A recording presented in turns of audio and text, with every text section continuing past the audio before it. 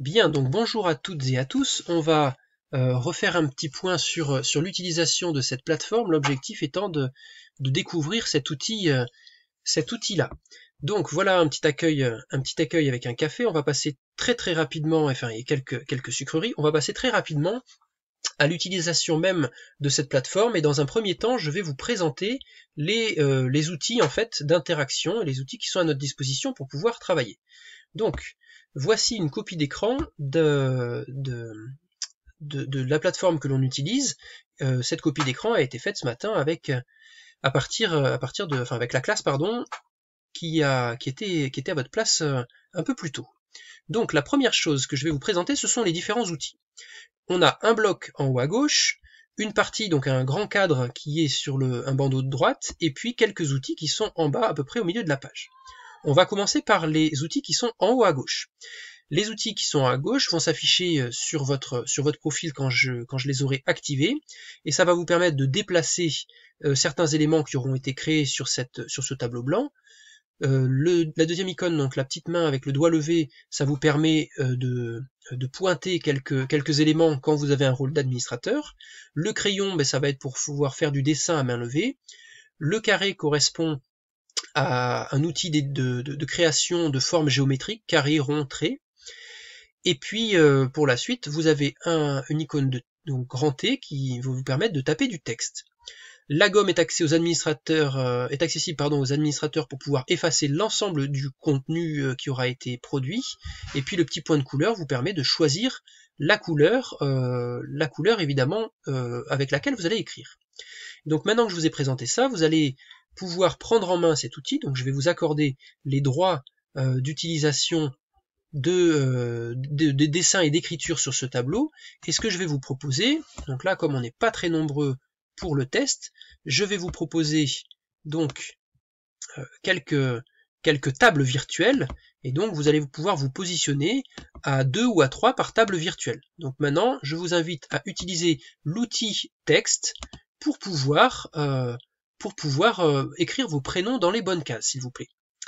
Allez, c'est parti. Donc merci Lucas, merci Axel.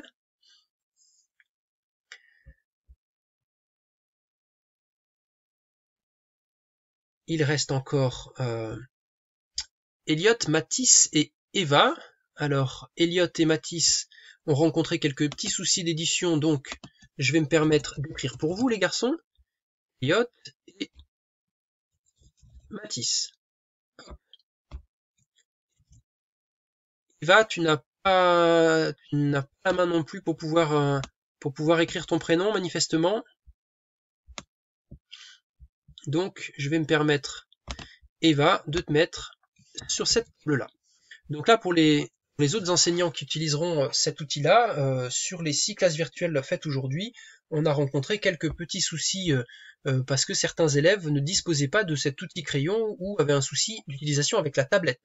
C'est-à-dire que quand ils essayaient d'utiliser cet outil-là, le clavier disparaissait, donc ils ne pouvaient pas l'utiliser. Ok, donc merci aux élèves d'avoir pris le temps d'écrire là-dessus. Deuxième partie de la présentation, ça va être la présentation du chat et donc des outils qui sont sur le bandeau de droite. Donc sur cet outil, sur ce bandeau ici à droite, vous allez pouvoir interagir vous les élèves. Donc je vais afficher le chat, mais je vais surtout vous afficher vous accorder la possibilité d'écrire.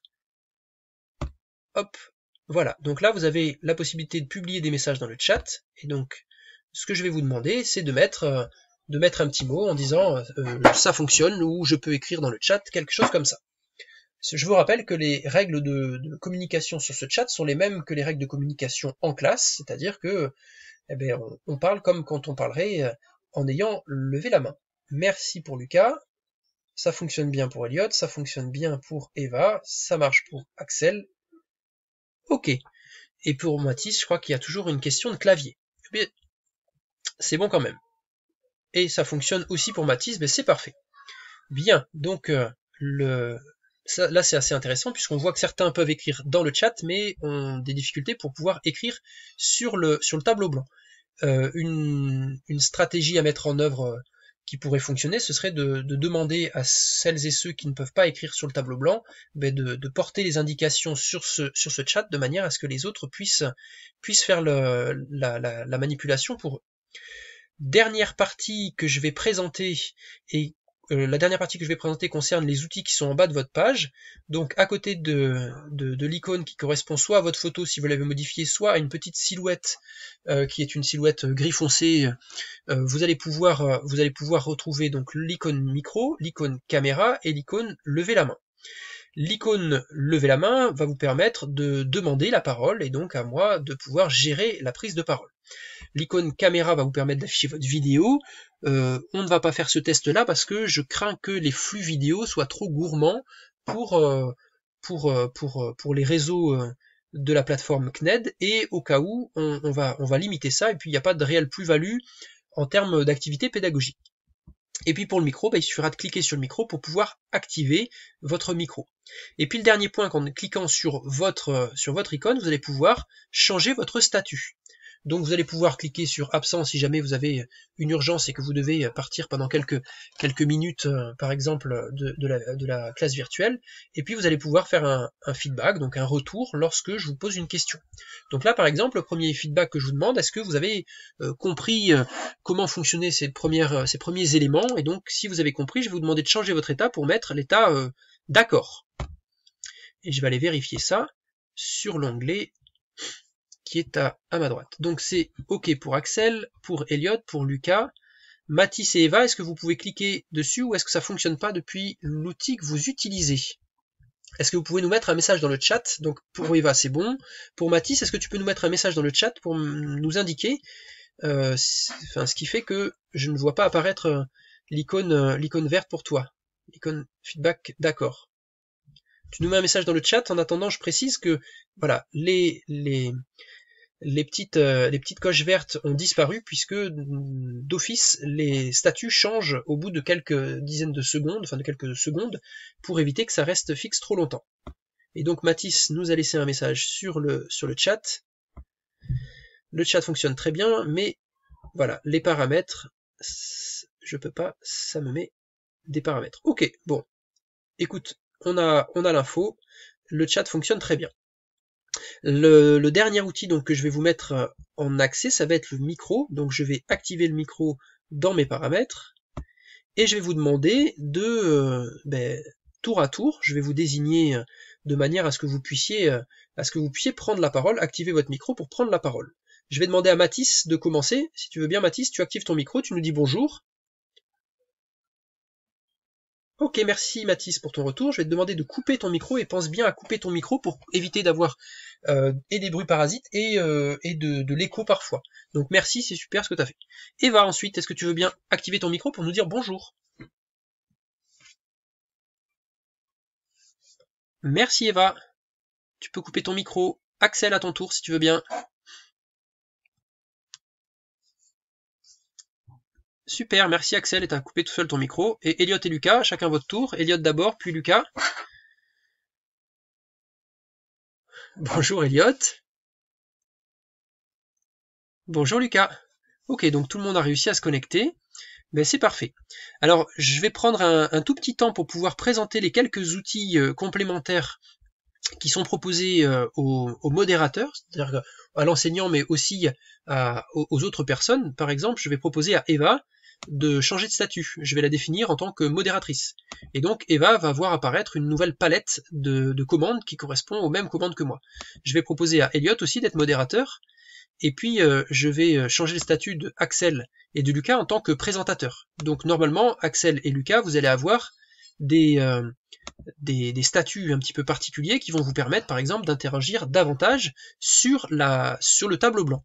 Et puis Mathis, je vais te proposer à nouveau à toi également d'être modérateur, ce qui fait que tu vas avoir la main pour pouvoir modifier pas mal de choses. Autre possibilité aussi que je présente, dont je vais parler mais assez rapidement pour les enseignants qui utiliseront cette présentation. Donc en cliquant sur cette icône là, vous allez pouvoir partager un autre tableau vide. Donc si je reclique dessus, le tableau s'efface. Vous allez pouvoir partager une partie de votre écran si vous voulez basculer sur une autre application ou sur sur un site internet tout simplement. Vous allez pouvoir partager des fichiers comme j'ai fait tout à l'heure pour pouvoir afficher une image d'accueil par exemple.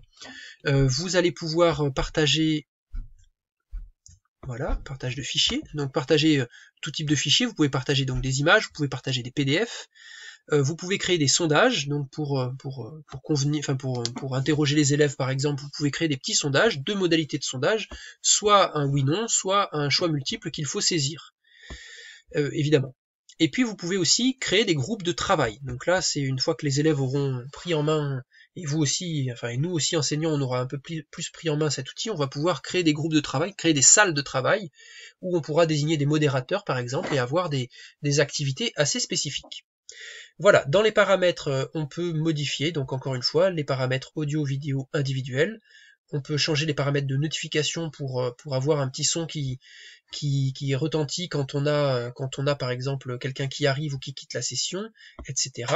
Et puis on a la possibilité dans les paramètres de session de moduler en fait les autorisations des différents participants. Voilà, alors je vais revenir sur la page où je vois la liste des élèves, et je vais vous remercier beaucoup, donc Elliot, Mathis, Eva, Axel et Lucas pour votre participation à cette présentation, et je vous donne rendez-vous mercredi comme convenu à 9h pour les élèves, et je reste à votre disposition si vous avez besoin.